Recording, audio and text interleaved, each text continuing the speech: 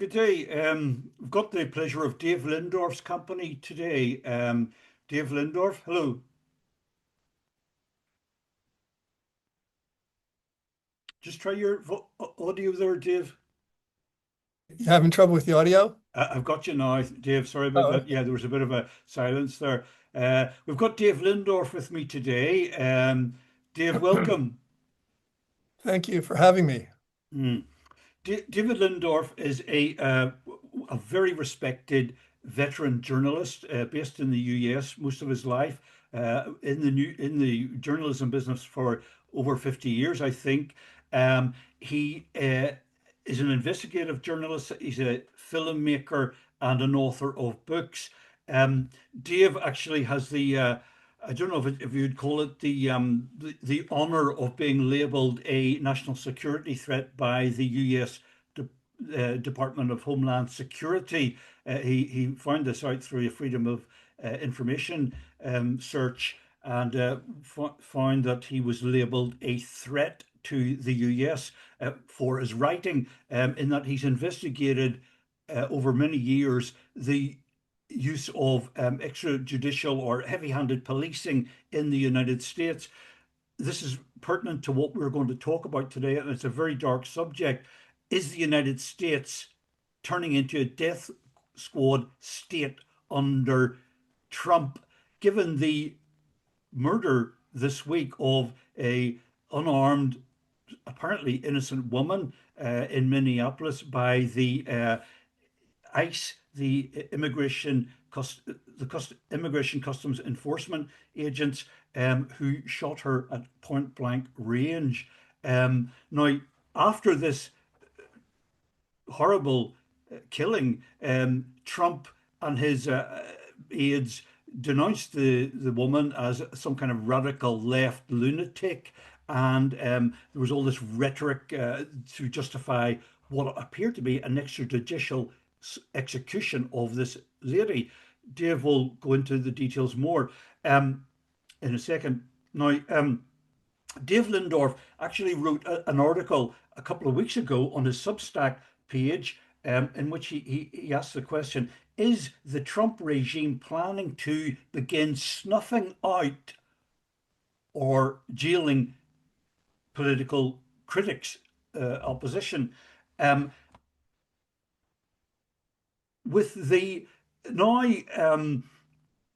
quite loose use of violence by the federal agents in lots of American cities, one does confront a horrible, a horrific uh, vista of the use of extrajudicial killing by federal agents against anybody who's perceived as an opposition to Trump.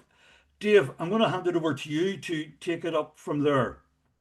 Yeah, I think, first of all, I need to paint the picture here that, the United States, what's happening in the United States and right now, we're happening in a Latin American country, just exactly what's happening in the US right now.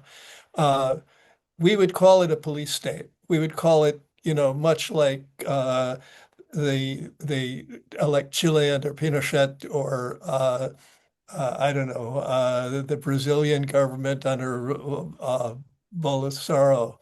I think I'm pronouncing that's right. What we have going on in the United States right now is people dressed in military uniforms and combat, gear, carrying automatic weapons or maybe semi-automatic. It's hard to tell because they look the same.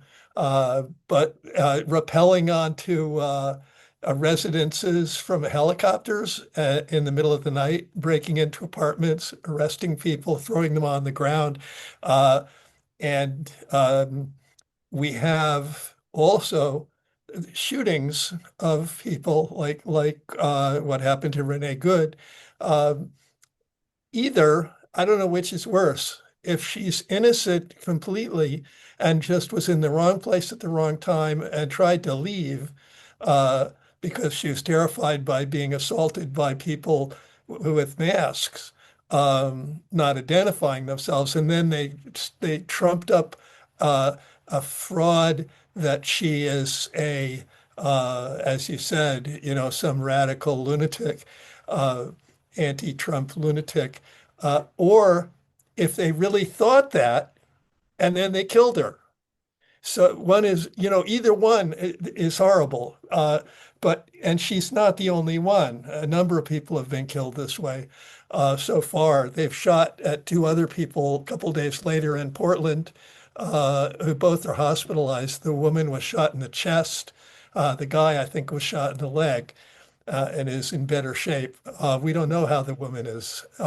Dave, So just for what Dave, just for context here, Trump's been in power in office for 1 year. Well, coming up exactly? one Yeah. year now. When he started his second presidency, he unleashed these immigration customs enforcement agents and border patrol people in various cities across the United States under the on the premise that there was a massive immigration problem or immigrant problem. Well, an What, invasion. He yeah, said it was an mm. invasion What of is there any truth? gangs. Is there any truth to that? I mean, are No, U.S. cities overrun by, you know, immigrant gangs and drug no, dealers and no. rapists and all this stuff? What's going on? It's a complete fraud. There's no invasion that is designed to undermine the United States. There is a huge influx of immigrants because the United States has been destroying the economies in Latin America, especially. Uh, and so Latin Americans who can come to the U.S. over land or by boat, it's Mhm. not that far from South America and from various islands that you can get to before you try to get to the U.S. So people come across the Mexican border, they come through Canada, they come, and they're desperate, a lot of people, because especially in Central America and in Venezuela, which has been subject for, since the first election of Hugo Chavez, has been under sanctions, very, very tight sanctions, and not able to sell its oil and so on by the United States. I mean, if you want to make immigrants, that would be the way to do it, destroy their economy so people can't survive and they have to leave. So Mm. they, But and Dave, but are Trump's supporters would say that these immigrants are causing a crime wave in the United States. They're harassing, the, citizens the of the United data States. The data shows that immigrants are among the most law-abiding people in the country. They have families to support. They come here, they come here to work and send money back to their desperate families. And when they bring their families over, everybody works. I mean, um, they have to. Right. They aren't. There's a lie that goes around from the Republicans and from Trump, and has been true for decades, actually, that immigrants are getting food stamp assistance and welfare assistance and stuff. They aren't. They Mhm. cannot get treated. The only place they can get treatment is in a hospital emergency room if they're sick, because hospitals are barred by law from turning anybody away. Okay, They Dave. do, but the law says they can't. And so, Mm, you can't just turn somebody away if they're having a heart attack mm, or having a baby or something. So that's possible, but they can't just go in and get taken care of for you know, a headache or a case of having a fever or something like that. It has to be mm, something serious. So they're not doing that, and they certainly are not being subsidized. The hospitals have to eat that cost themselves, mm, and they call it charity care. Um, but they aren't taking money away from benefit programs like healthcare for the poor that American citizens can get. mhm, And that's what's being claimed, is that they're getting freebies, and mhm. they're not.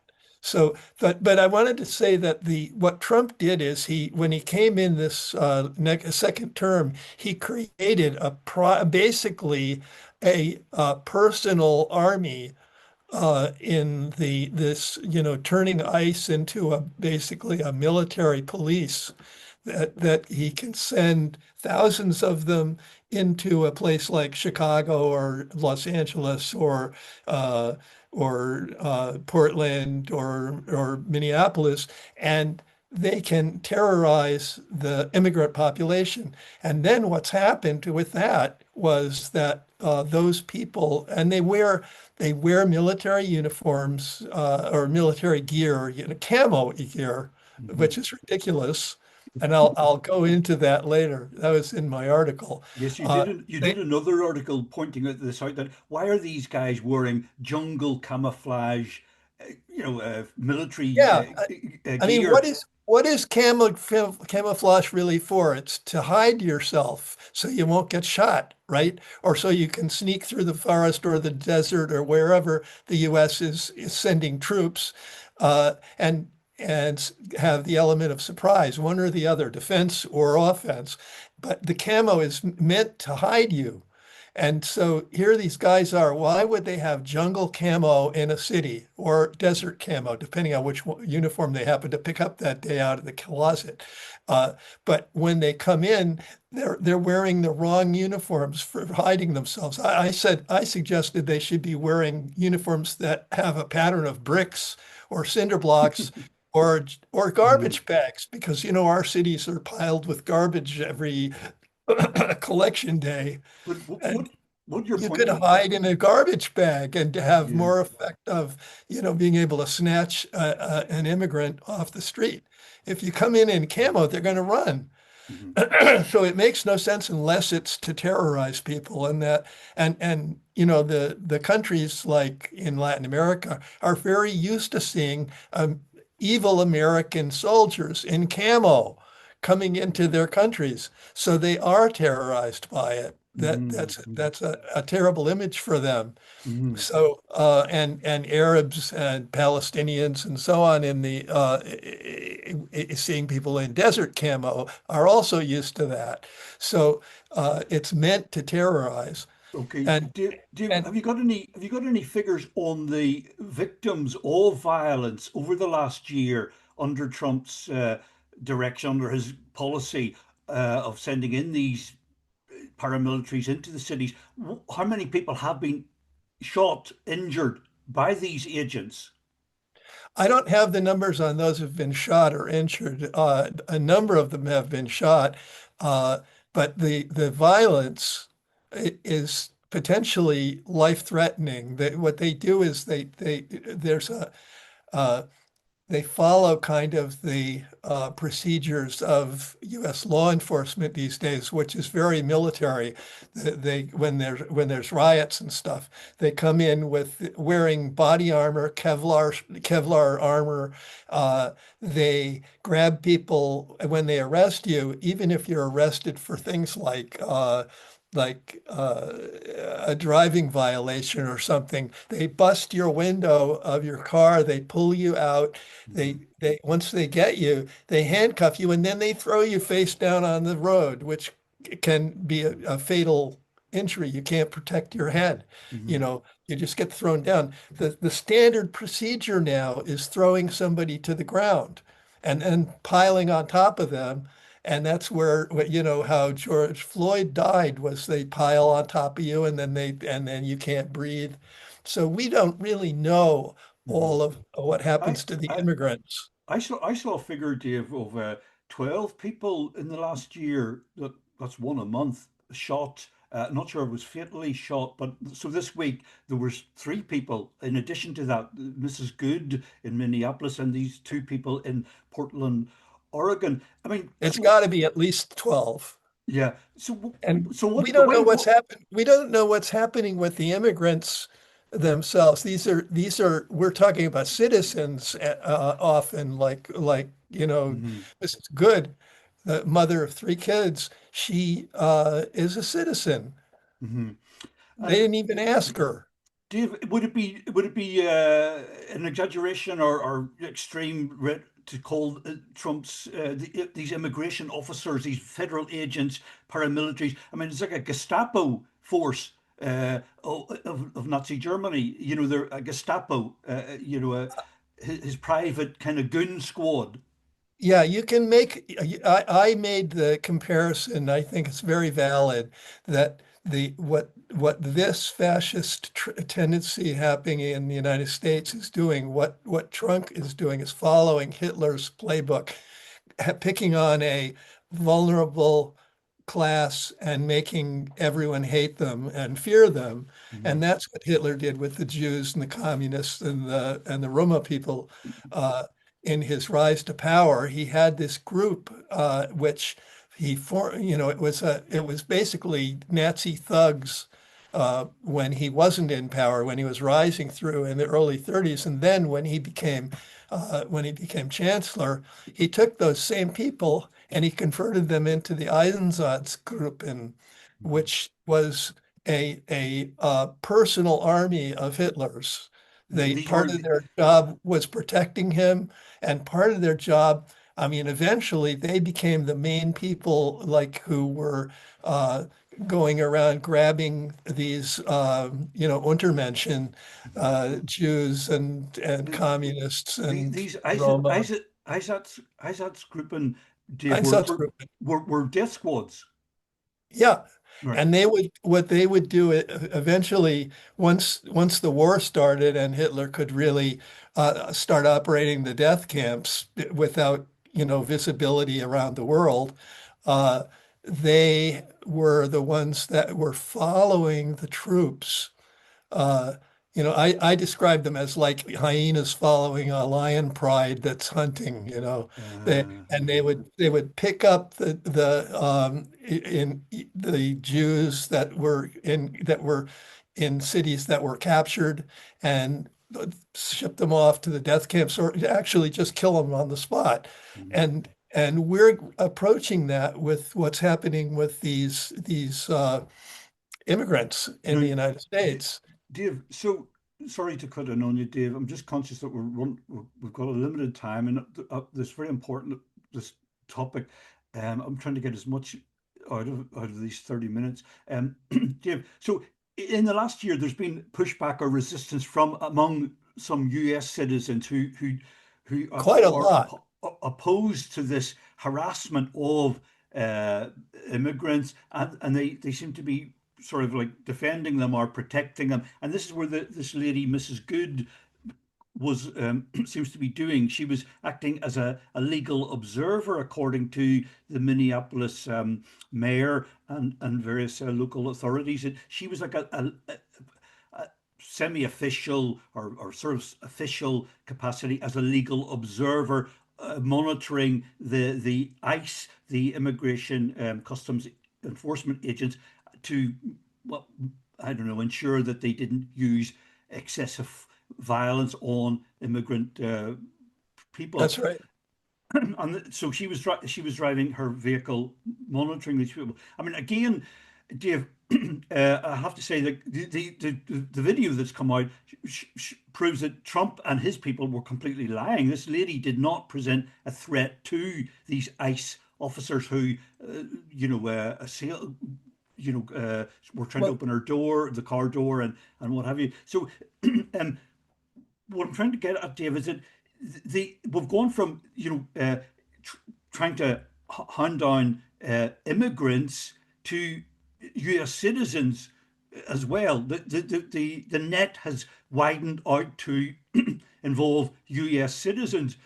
Anybody in American cities who are perceived to be opponents to Trump are also targeted by these agents.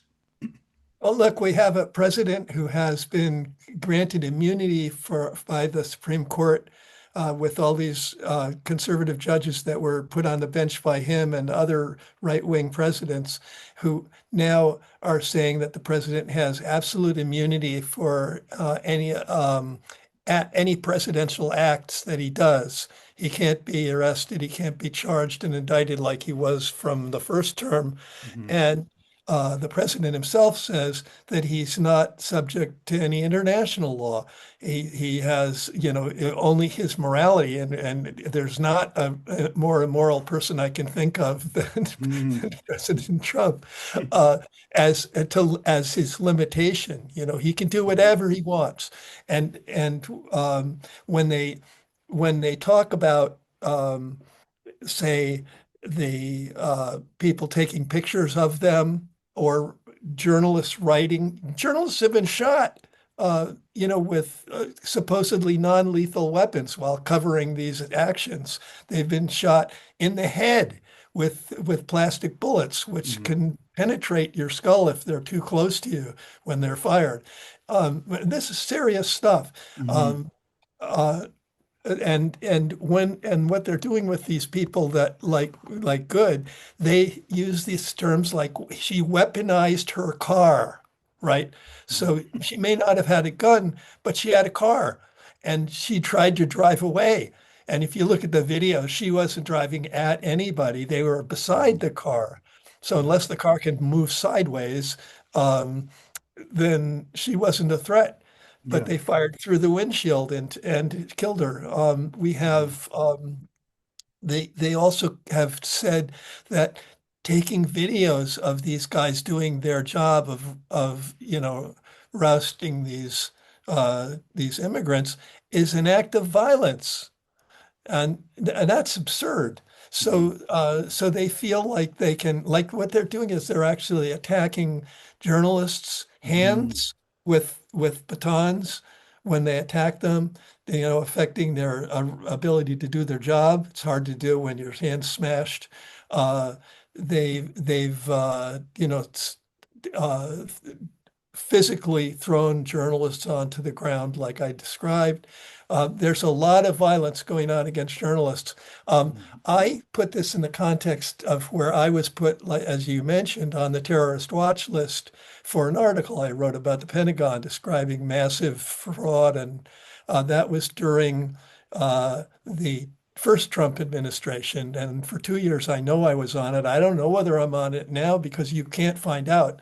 They tell you that they can't confirm or deny when people are on the list, and if you want to get off it, you're supposed to.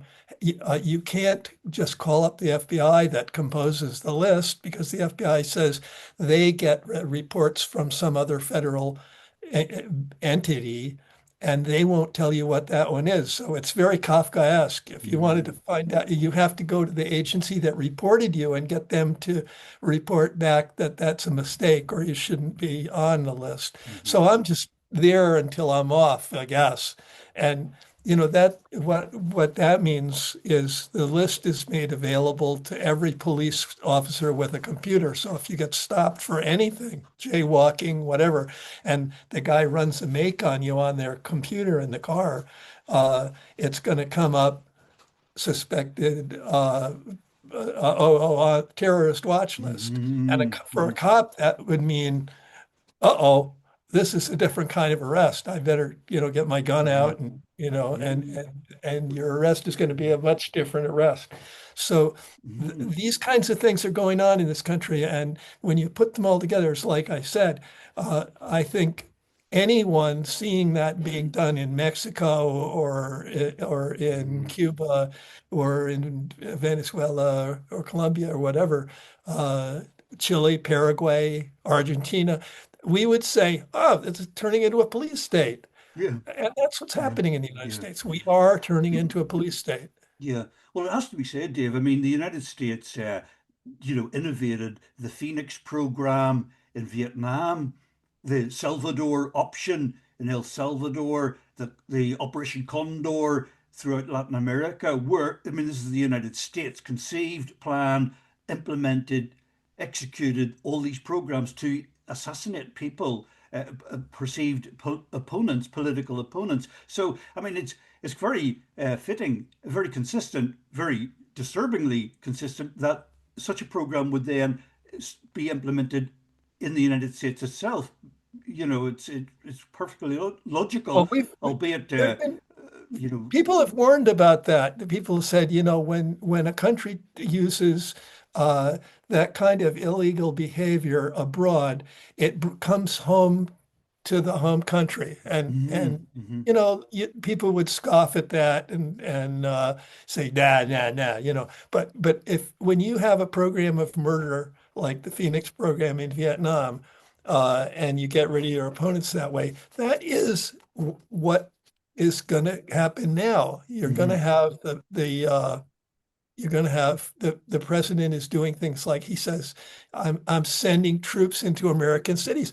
Where this is unbelievable that we're hmm having troops sent into American cities. They're always democratic cities. They're cities where they might be in red states, what we call, run by Republicans, but uh, the cities are run by Democratic mayors and Democratic city councils. And so he calls them democratic cities. yeah, And he's sending these troops in, and they are not real. They're either um, he's having trouble sending in the National Guard, which are usually run by the governor under the authority of the government. But the president has the right to nationalize them.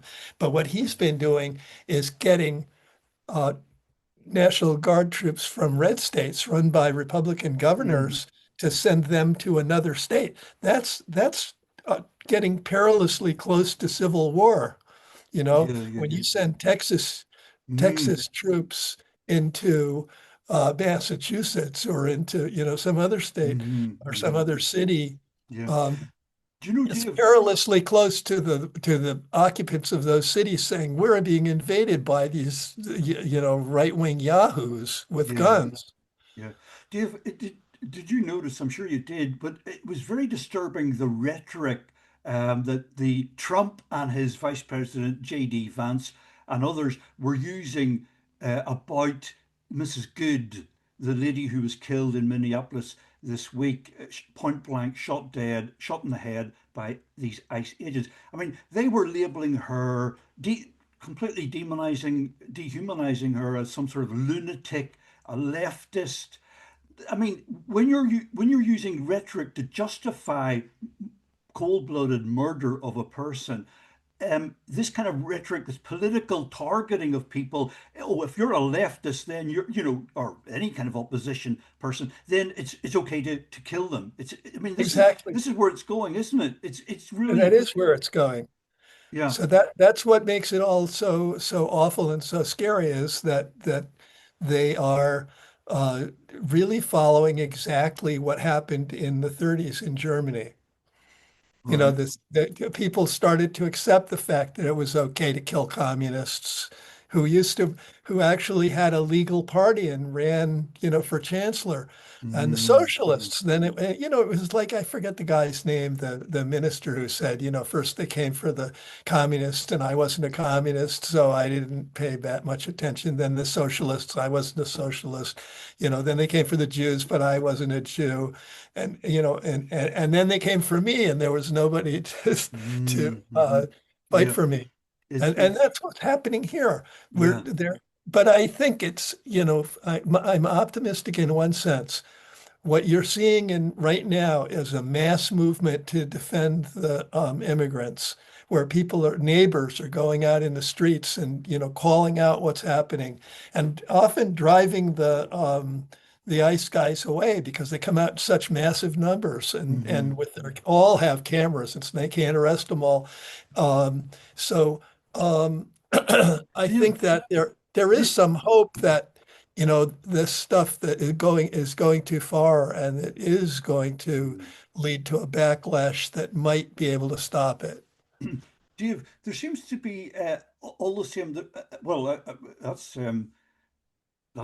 I'm glad to hear that there's this pushback. That there's a among ordinary people. They're just offended morally and in every way about what's happening.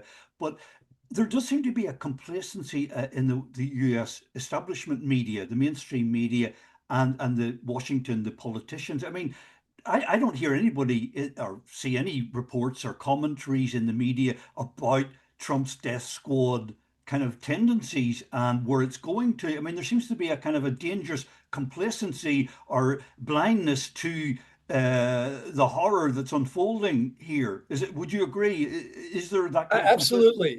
Hmm. Our media is being bought up by these billionaires like Bezos and I forget the guy's name that took over CBS. Hmm. But major news organizations are being taken over by these billionaires who are making them into Trump cheer squads, Yeah. and like Fox, which isn't even a Yeah. news I organization anymore.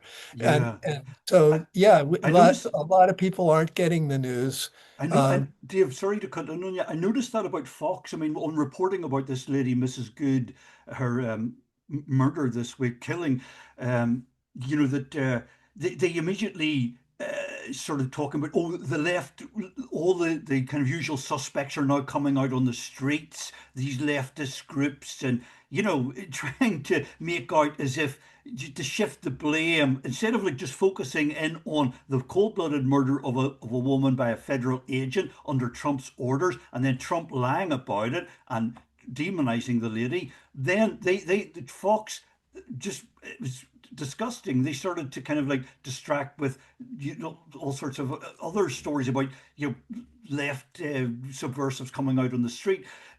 So the media very much are complicit, or have to be condemned for their lack of calling out. But in the same way, Dave, that they're not doing it on the international field, on the international level. I mean, about Venezuela, Trump kind of very consistently.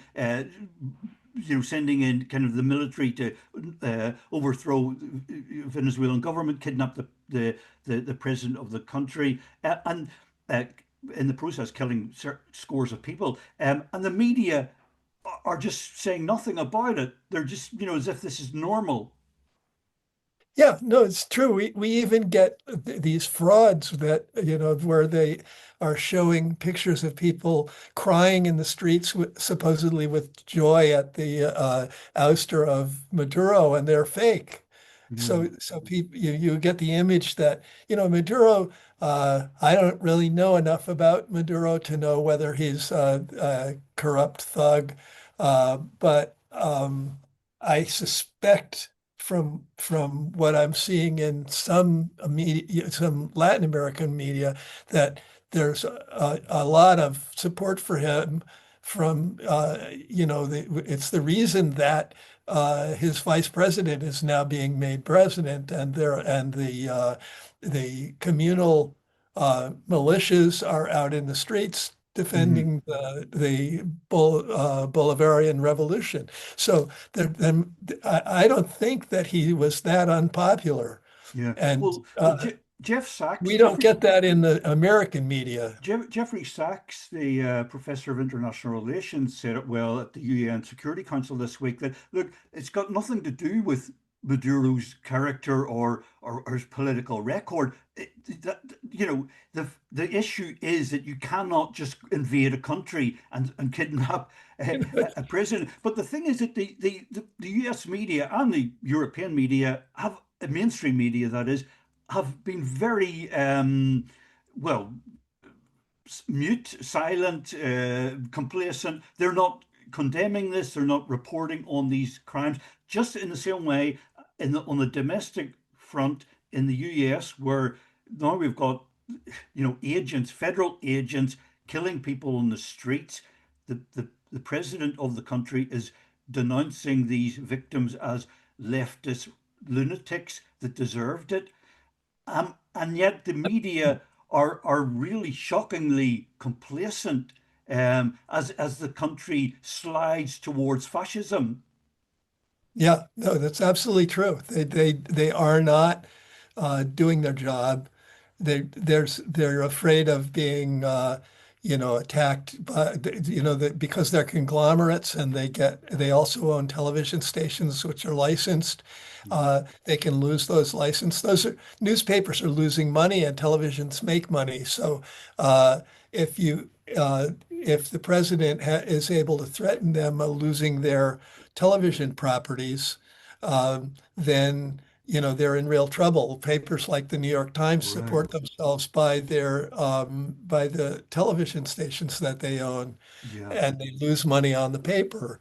Good So point. there's a lot of cowardice, especially by the publishers, but then there's also a lot of cowardice among my cohort, the journalists who have these fairly well-paid jobs in Hmm. the newspapers and don't want to lose them. So, Hmm. you're not going to put too much pushback to your publisher when they don't like the stories you run or don't let you do the stories you want to run. Uh, so I saw that years ago when I was going up through working in dailies. That's why I went independent because I couldn't do the stories I wanted. I was told that I was too anti-business when I was writing for the Daily News in Los Angeles. And I just said, okay, well, that's it. I'm out of here. Yeah. So uh, it, it's not a new thing, but it's much, to use the term they like, it's weaponized now Hmm. to really make sure that there's no critical voices. So Yeah. you end up with things like The Intercept, or I only go to The Guardian now, which has a US edition and also the British edition, which is a pretty good paper, and The Hmm. Independent in England, uh, for my news because I find that I'm not getting much truth out of places like the Washington Post and the New York Times. Yeah. Yeah. It's a really it's a tragic kind of decline in the US. I mean, it's really, the media, the government. I mean, it is really degenerating into, we're. It's now a valid question to say it's not no, it's no longer a democracy or with a state with democratic rights, given the situation that citizens are being murdered on the streets, and the media are saying nothing about it, very little anyway. Um, Dave Lindorff, it was a pleasure to have your company this morning, and to talk about this very disturbing topic. It's one to watch. I mean, as the weeks go on, how this is how far does this degenerate? But I think your point is very valid, is very uh, you know very important, that Trump seems to be moving towards a policy of using violence to eliminate any political opposition. Yeah, yeah. I think violence and economic attacks on people look what he did to the ICC judges. I was just reading this. They've been blocked from using their credit cards because the US controls uh, the exchange system for passing money around between banks, and so they can't use their credit cards if they're American credit cards, or even often if they're European bank credit cards. Hmm. Uh, that's why uh, what's his name? Movie star whose wife is a judge on that Clooney, George moved Clooney. Yeah, George. Clooney went. Yeah. That's a really important movie star. He went to France, and he and his wife got Amal, whatever her name is, Mm.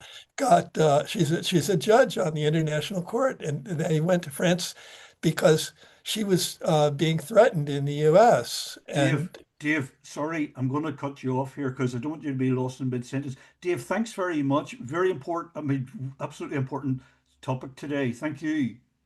Take let care. let let's talk when I'm back in the States and have a chance to look at what's going on again. Yeah. Okay, Dave. Good. Take care, Dave. Thanks a lot, Finian. Bye bye. Bye bye.